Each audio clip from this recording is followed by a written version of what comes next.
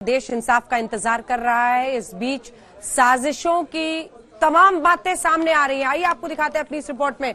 UP सरकार का ये दावा है कि पीएफआई, एसडीपीआई जैसे जो संगठन हैं वो जातीय दंगा फैला रहे थे हाथरस के लिए न्याय की आड़ में।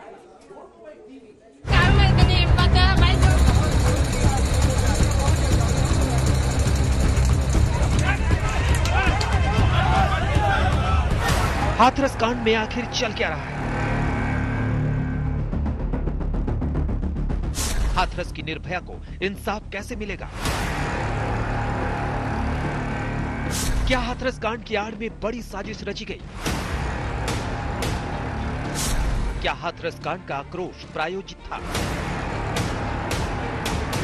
हाथरस की निर्भया का इंसाफ साजिश की भेंट तो नहीं चढ़ेगा?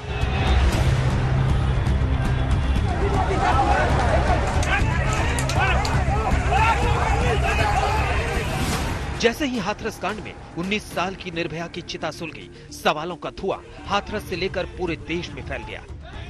लेकिन जैसे ही यह धुआं थोड़ा छटा, योगी सरकार को इसमें साजिश की बू आने लगी और खुलासा यह हुआ कि बिटिया को इंसाफ दिलाने की आड़ में विरोधी जातीय दंगा फैलाने की साजिश रच रहे थे। विरोध प्रदर्शन की आड़ में अफसरों को निशाना बनाने की प्लानिंग हो रही थी।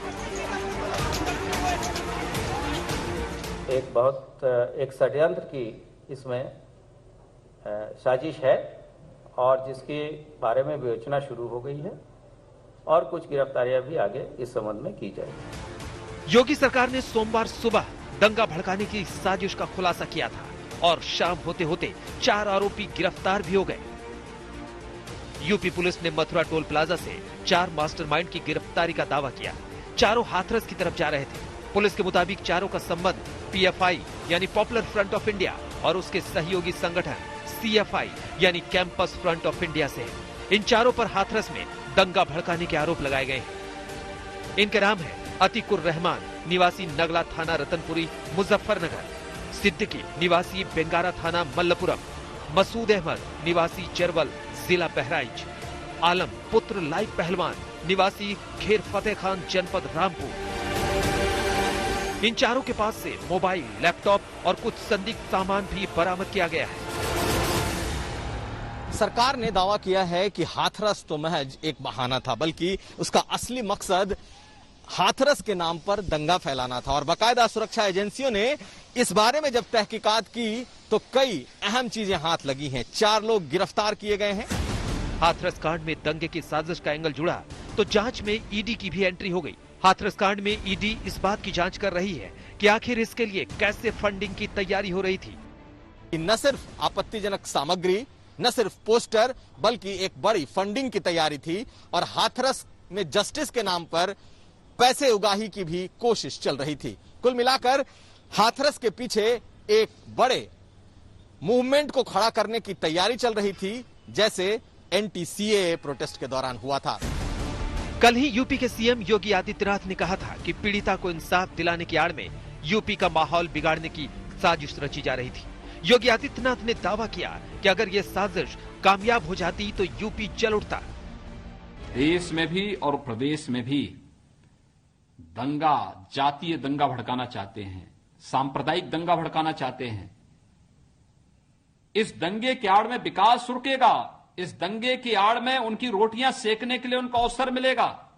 इसलिए वे नित नए षड्यंत्र करते रहते हैं। कैसे कोई समाज विरोधी तत्व, कैसे कोई राष्ट्रद्रोही तत्व इन सब चीजों को स्वीकार कर सकता है? क्योंकि उन्हें तो जर्जर यूपी चाहिए था, दंगाग्रस्त यूपी चाहिए था, अराजक यूपी चाहिए था। अब उनकी मनसाएं पूरी नहीं हो रही तो षड्यंत्र रचने में लगे हैं। यूपी सरकार का दावा है कि रातों रात एक वेबसाइट भी बना दी गई जिसका नाम जस्टिस फॉर हाथरस रखा गया। इस वेबसाइट के जरिए दंगों के लिए गाइडलाइन जारी की गई। जहां दंगा करना हो उस जगह की पहचान करें, जरूरत पड़ने पर छिपने की जगह को भी पहचाने, पुलिस की बर्बरता का वीडियो बनाएं, N95 मास्क का इस्तेमाल करें, सोशल मीडिया पर अपनी रिकॉर्डिंग नहीं डालें, अपने लोकेशन का जिक्र कहीं नहीं करें, कोई डिजिटल सबूत ना छोड़ें, आंसू गैस से बचने में एक दूसरे की मदद करें, कॉन्टेक्ट लेंस ना लगाएं, केमिकल से खतरा हो सकता है, ज्वेलरी टाई ना पहने, आसानी से पकड़ में आ सकते हैं। बीजेपी ने इस वेबसाइट का कनेक्शन राहुल गांधी और प्रियंका गांधी से जोड़ दिया, लेकिन कांग्रेस ने भी बीजेपी पर प्रहार किया। हमने देखा किस प्रकार से एक वेबसाइट रातों रात उभर के आती है, उसमें ब्लैक लाइव्स मैटर के अंश देखे जाते हैं। अगर ये वेबसाइट हाथरस से प्रेरित होती तो क्या इस प्रकार का ग्लोबल फुटप्रिंट उस पर देखने को मिलता?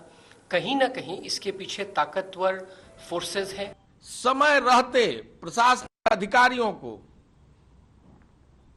फौरी घटना को संज्ञान में लेकर अभियुक्तों की गिरफ्तारी करनी चाहिए। वहां सरकार इस तरह के दलील देकर बचना चाहती है और सरकार दूसरे तरफ इसको मोड़ने का प्रयास कर रही है। अपनी नाकामी को छुपाने के लिए सरकार इस तरह के चक्रव्यूह रचने का काम कर रही है। इस पूरी साजिश को लेकर पीएफआई एक बार फिर निशाने पर है। यूपी सरकार के मंत्री मोहसिन रजा ने पीएफआई को बैन करने की मांग उठाई है। भारत सरकार से मांग करेंगे कि इस संस्था को भी जांच करके इनके लोग जो दोषी लोग हों उनके खिलाफ कठोर कार्रवाई करते हुए इस संस्था को भी आतंकी संगठन की तरह बैन किया जाना चाहिए। इसको भी डिक्लेयर किया जाना चाहिए कि पीएफआई भी हमारे देश में आतंकी संगठन है, क्योंकि उसके जो कृत्य निकल कर आ रहे हैं, जो उसके प्रमाण निकल कर आ रहे हैं, वो साफ इस तरफ संकेत कर रहे हैं कि देश में आतंकवाद फैलाने के लिए ये संस्था बनाई गई। हम आपको बता दें कि देश भर में सीएए एनआरसी के खिलाफ हुए प्रदर्शन के पीछे भी पीएफआई का हाथ सामने आया था। शिवेंद्र श्रीवास्तव के साथ कुमार अभिषेक, लखनऊ, आज तक।